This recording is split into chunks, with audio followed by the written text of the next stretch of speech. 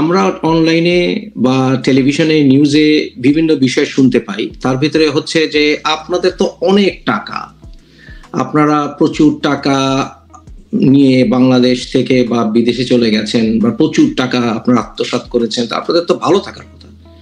মন্ত্রিত্ব চলে গেলে তো আপনাদের খাবার খারাপ থাকার কথা না। দেখুন, অভিযোগ যে কেউ করতেই পারে, যে কারোর নামে অভিযোগ করতেই পারে, কিন্তু আমাদের দেশের বাইরে বিদেশে কোথাও একটি মানে পলক এবং তার পরিবার কারোরই কোথাও কোনো বাড়ি গাড়ি টাকা পয়সা সম্পদ কিছুই নেই, কোনো কিছুই নেই। এটা বাংলাদেশ সরকার তদন্ত করছে, বিভিন্ন জায়গায় শুনছি চিঠিপত্র দিয়েছে, তারা নিশ্চয়ই জানতে পারবে না পৃথিবীর কোথাও আমাদের কোনো ঠিকানা বাড়ি গাড়ি টাকা পয়সা সম্পদ কিচ্ছু নেই। এমনকি বাংলাদেশেও ট্যাক্সের বাইরে তার কিছু নেই। সে তার পৈতৃক সূত্রে যে 1982-83 সালের দিকেই আমার শ্বশুরের ফ্যামিলির লোকজন সবাই ঢাকায় থাকতো, তারা তার বাকি 4 ভাই বোন ঢাকায় পড়াশোনা করতো ওই সময় 82-83 সালের দিকে।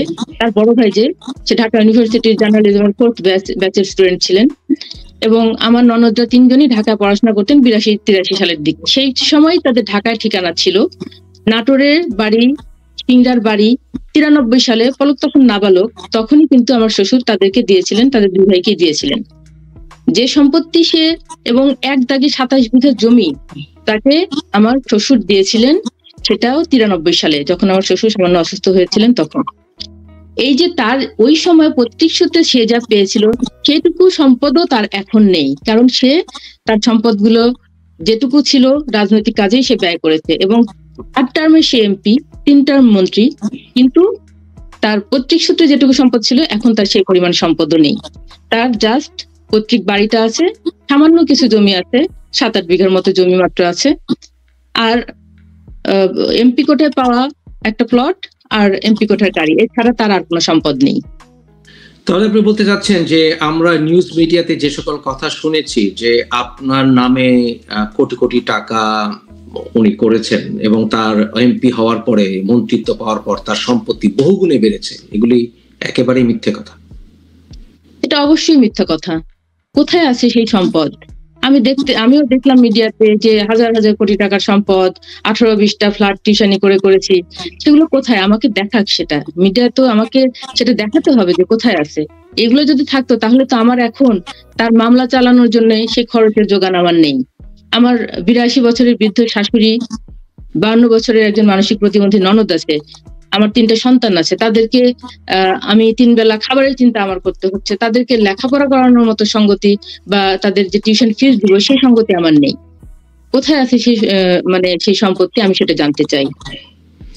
আচ্ছা, আরো কিছু প্রশ্ন আপনাকে, আপনি হয়তোবা সবকিছুর উত্তর চাইলে দিতে পারেন, আর যেগুলো আপনার জানা নেই আপনি চাইলে বিরত থাকতে পারেন। প্রশ্ন হচ্ছে যে আপনার হাজবেন্ড উনি গুরুত্বপূর্ণ দায়িত্ব ছিলেন, এবং বাংলাদেশে দেখা গেছে, আমরা দেখেছি যে যখন ইন্টারনেট শাটডাউন করে দেওয়া হচ্ছিল,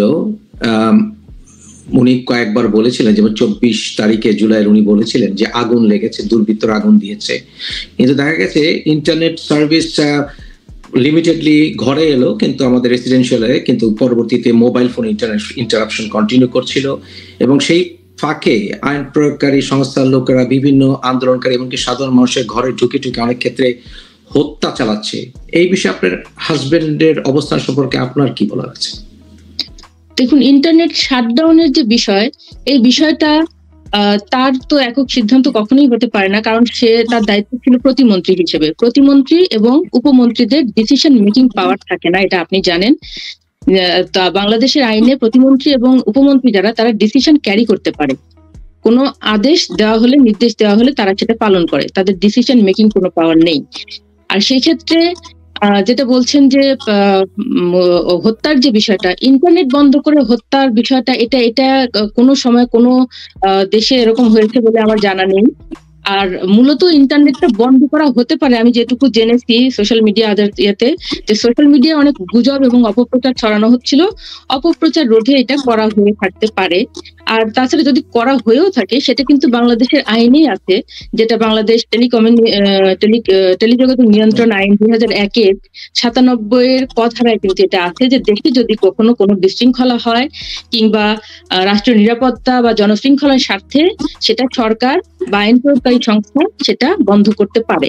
এখন এটা আমি ইয়েতে জেনেছি, সংবাদপত্র বা অন্যান্য ইয়েতে মানে সংবাদ মাধ্যমেই জেনেছি যে এটা গোয়েন্দা সংস্থাগুলো এবং এনটিএমসি এগুলো বন্ধ করে থাকতে পারে, এগুলো আমি জেনেছি সংবাদ মাধ্যমে। তো সেটা যদি হয়ে থাকে, এনটিএমসি ডেফিনেটলি স্বরাষ্ট্র মন্ত্রণালয়ের অধীন এবং ডিজিএফআই যেটা সেটা প্রতিরক্ষা মন্ত্রণালয়ের অধীন। সেই ক্ষেত্রে আইসিটি ডিভিশনের দায়িত্ব কি, এটা আমার বোধগম্য নয়। আচ্ছা, তাহলে আপনার হাজবেন্ডকে আপনি বলতে চাইছেন যে ওই সময় বিভিন্ন ঘরে ঢুকে ঢুকে আমরা যে সকল তথ্য এখন দেখছি, যে যখন ইন্টারনেট শাটডাউন হচ্ছে তখনই ওই সময় রাত্রে ঘরে ঢুকে ঢুকে হত্যা করা হচ্ছে বলে আমরা সিসিটিভি ফুটেজের বিভিন্ন বিষয়ে টেলিভিশনে দেখতে পাচ্ছি। এগুলো কি একেবারে আপনার হাজবেন্ডের জানা ছিল না? উনি কি জানতেন না এই কাজগুলো হচ্ছে? ঘরে ঢুকে ঢুকে হত্যার বিষয়টা মোটেও আমিও জানি না, আপনার কাছে এই প্রথম আমি শুনলাম যে ওই সময় এরকম কোনো হত্যা হয়েছে বলে আমার জানা নেই। আর গণহত্যা বা আদার্স যে বিষয়টা সেটা যদি বলেন, তাহলে এটা তো বলতে হবে আপনার 5 তারিখ থেকে 8 তারিখ পর্যন্ত যেটা হয়েছে এটাকে গণহত্যা বলা যেতে পারে। আর এর আগে আইন শৃঙ্খলা রক্ষাকারী বাহিনী বা অন্যান্য দুর্বৃত্তরা যারা হত্যা মানে আইন শৃঙ্খলা রক্ষাকারী বাহিনী হয়তো তাদের প্রতি নির্দেশনা কি সেটা আমার জানা নেই, কিংবা দুর্বৃত্তরা যদি এটা করে থাকে সেটাকে তো ওই পর্যায়ে কি গণহত্যা বলা যেতে পারে? যদি কেউ নিজের নিরাপত্তা বা যান বাঁচাতে যদি গুলি করে থাকে আইন শৃঙ্খলা রক্ষাকারী বাহিনী, গণহত্যা বলা যায় না। আমি একটু বোঝার চেষ্টা করছি, যেহেতু এই প্রশ্নগুলো আসলে আপনার হাজবেন্ডকে যদি আমরা পেতাম আজকে না হয় প্রশ্ন করা যেত, আপনি যতখানি জানেন অতটুকু আপনি বলবেন যে আপনার হাজবেন্ড কি কখনো অনুধাবন করেননি বা এরকম? আমরা অনলাইনে দেখতে পাচ্ছিলাম যে মনে হচ্ছে, আমি বিশ্বাস করি, আমি একজন লয়ার হিসেবে, যে যতক্ষণ পর্যন্ত এটা এভিডেন্স প্রমাণ করা না হবে কোর্টে ততক্ষণ পর্যন্ত এই বিষয়ে কনক্লুসিভলি বলা যাবে না। কিন্তু আমরা অনলাইনে বিভিন্ন সোর্সে দেখতে পাচ্ছি, এমনকি টেলিভিশনেও দেখেছি যে আইন প্রয়োগকারী সংস্থার লোকরা ঘরে ঢুকছে, ওই সময় ইন্টারনেট ব্ল্যাকআউট ছিল এবং বেরিয়ে আসছে ডেড বডি নিয়ে। এগুলো কি আপনার হাজবেন্ড একেবারেই আপনাকে কখনো বলেনি যে উনি জানতেন কি ঘটছে, উনি শকড হচ্ছেন বা এরকম কোনো কিছুই না? এরকম ঘটনা আমার জানা ছিল না বা এরকম ঘটনা আমাকে বলেওনি। শক তো অবশ্যই ছিলাম, কারণ দেশের এই পরিস্থিতি কারোরই কাম্য ছিল না এবং আন্দোলনের শুরু থেকে কিন্তু সেটা সে সবাইকে, আমাদের দলের সিনিয়র নেতৃবৃন্দ এবং সরকার যারা আছে তাদের সবাইকে ওর যেটুকু ক্যাপাসিটি সে বলার চেষ্টা করেছে, বোঝানোর চেষ্টা করেছে যে এটা ছাত্রদের যৌক্তিক আন্দোলন, এটা সংস্কার করা উচিত, এটাই সে চেষ্টা করেছে বারবার তার পক্ষ থেকে যতখানি সে সম্ভব সেটা করেছে। এবং বাকি যেগুলো মানে দুর্ঘটনা যেগুলো, এগুলোর ব্যাপারে তো মর্মাহত আমরা সবাই ছিলাম, যে কারণেই কিন্তু সে যখন দেখতে পাচ্ছিল যে এটা আসলে মানে অন্যায় হচ্ছে, সে কিন্তু নিজের মাপ চেয়েছে। বাংলাদেশের ইতিহাসে কোনো প্রতিমন্ত্রী দায়িত্বে থাকাকালীন সময়ে কিন্তু জনসমক্ষে কখনো মাপ চায়নি। বাংলাদেশের ইতিহাসে সেই প্রথম যে জনসমক্ষে নিজের ব্যর্থতার জন্য মাপ চেয়েছে। আচ্ছা, আমি আসছি সেখানে, তবে আরো কিছু প্রশ্ন করা দরকার। যেমন ধরুন, উনি ইনফরমেশন টেকনোলজির দায়িত্বে ছিলেন এবং সোশ্যাল মিডিয়া ব্যাপকভাবে ব্যবহার করে ইয়াং জেনারেশন। শেখ হাসিনাকে আমরা দেখেছিলাম বারবার উনি জামাত শিবিরের কথা বলেছেন, উনি নব্য রাজাকারদের কথা বলেছেন, কিন্তু আমার প্রশ্ন হচ্ছে আপনার হাজবেন্ড কখনো কি জানতেন না যে এই আন্দোলনকারীদের সমন্বয়কদের ভেতরে কয়েকজন তারা শিবিরের কর্মী? এটা কি উনি কখনোই টের পাননি? বা হিজবুত তাহরির এই নামটা কি আপনার সাথে কখনো উনি ডিসকাস করেননি? আসলে আমাদের দলের পক্ষ থেকে যখন বলা হচ্ছিল যে আন্দোলনটা হাইজ্যাক হয়ে গেছে, এর মধ্যে জামাত শিবির ঢুকে পড়েছে, জঙ্গি সংগঠন ঢুকে পড়েছে, এটা আমরা মানে মিডিয়ার কল্যাণে আমরা জেনেছি, এর বাইরে তেমন কিছু আমার জানা ছিল না। তবে আন্দোলনটা যে ছাত্রদের হাতে ছিল না এটুকু মানে এখন তো সবাই সেটা জানতে পারছে যে আসলে তাদের হাতে ছিল না। কখনো সেটা টের পেয়েছেন যে ও সমন্বয়কারীদের ভিতরে, যেমন ধরুন একেবারে সেন্ট্রালে যারা, ওরা একেবারে সবচেয়ে সম্মুখে যারা ছিল, তাদের ভিতরে একজন এখন বেরিয়ে এলো যে উনি ছাত্রলীগ ছিলেন মুখোশ পরে, কিন্তু আসলে উনি শিবির, এবং উনি মুখোশ খুলে এখন উনি বেরিয়ে এলেন শিবির, এটা কি আপনার হাজবেন্ড কখনো টের পায়নি বলে মনে করেন আপনি? না না, এটা আমাদের জানা ছিল না, এটা আমাদের জানা ছিল না। এবং আমার ধারণা যে আমাদের যারা নেতাকর্মী আছে তারাও আইডেন্টিফাই করতে পারেনি যে কারা আসলে শিবির। এটা তখন অনুমান করতে পেরেছে, কিন্তু আসলে বুঝতে পারেনি যে তারা কারা। আপনি কি মনে করছেন এটা তাহলে সরকারের, হাসিনা সরকারের একটি বিফলতা ছিল এই বিষয়ে? এটা অবশ্যই ব্যর্থতা ছিল এটা। এবং আপনি কি হিজবুত তাহরির এই নামটা কখনো শুনেছেন?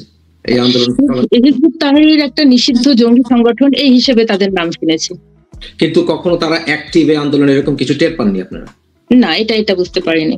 আচ্ছা, আপনি চলে আসে এখন ওই বিষয়টা। আপনি যে বলেছেন আপনার হাজবেন্ড ক্ষমা চেয়েছিল, সেটা আমরা দেখেছি, কিন্তু উনি ক্ষমা চাইতে গেলেন, উনি রেজিগনেশন দিলেন না কেন? বা আমরা যা শুনছি অনেক সময় রিজাইনের ক্ষেত্রে, এই বিষয়ে যদি একটু বলতেন যে রিজাইনের ব্যাপারটা কি ছিল? 14 জুলাই রাত্রে যখন প্রথম ঢাকা ইউনিভার্সিটিতে মিছিল হলো, তখন থেকেই সে বোঝানোর চেষ্টা করছিল যে এটা আসলে ছাত্রদের যৌক্তিক দাবি, এটা মেনে নিতে হবে, মেনে নেওয়া উচিত। কিন্তু সে যেহেতু জুনিয়র মন্ত্রী, তার কথা মানে আমলে নেওয়া সিনিয়ররা কেউ আমলে নিতে চায়নি, নেয়ওনি। তার এই ক্ষেত্রে তার মানে যতটুকু তার বলার বা করার ছিল, যাদেরকে বলা সম্ভব ছিল, সে সব জায়গায় ট্রাই করেছে। কিন্তু তাকে জুনিয়র হিসেবে সবাই ট্রিট করে যে তুমি ছোট মানুষ, এত বেশি কথা বলো কেন, এগুলো করা যাবে না, হেন তেন এইসব তাকে বকাঝকাও করেছে অনেক সময়। তো মানে সে তার মতো চেষ্টা করেছে, এবং সে যখন বুঝলো যে না আসলে এটা অন্যায় হচ্ছে, তখন কিন্তু সে পদত্যাগ পত্রও দিতে গিয়েছিল।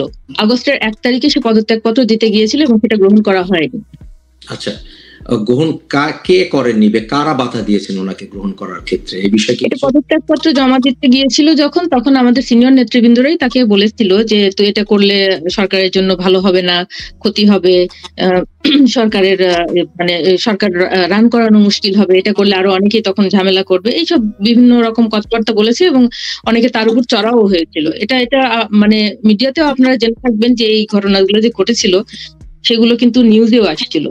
আপনি কি নাম বলতে চান যে কারা ওনাকে বাধা দিয়েছিল পদত্যাগের ক্ষেত্রে? আসলে যেহেতু রাজনৈতিক দল করি, নাম কিন্তু মিডিয়াতে আপনারা জেনেছেন অলরেডি, আমি আর তাদের নাম বলতে চাই না। সংবাদ মাধ্যমগুলা, সংবাদকর্মীরা কিন্তু সেই বিষয়ে নিউজ অনেকগুলো আমি ইয়েতেই দেখছি, আর সংবাদপত্রেই দেখেছি, নিউজ চ্যানেলেও দেখেছি যে তারা স্পেসিফিক্যালি নাম উল্লেখ করে বলেছে সেগুলো।